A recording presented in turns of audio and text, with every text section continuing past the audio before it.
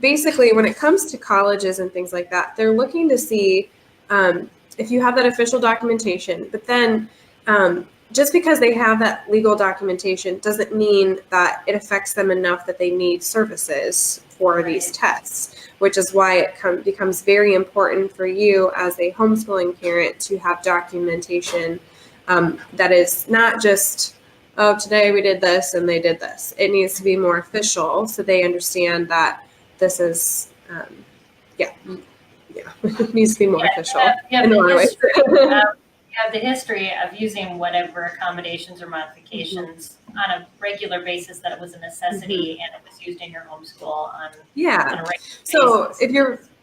If you're requesting extra time and you go back and they're like, well, do they ever need this? Well, they kind of, well, if they never used it before, why do they need it now on this official test? You can't just pick and choose when they want to use it. You need to, even in the public schools, they have to prove on our documents. When I would have case conferences every year with my kids, I would tell them, you know what, you didn't ever come out to get your tests read to you, so you can't request them in college because I don't have documentation that prove that you even use them in high school. So if you want these in college, you're going to have to start using them. And if you're not using them, you may not need them. So that's kind of that mentality too. You want to make sure that if your child is taking an hour to take a short quiz and that's what they need, then document that.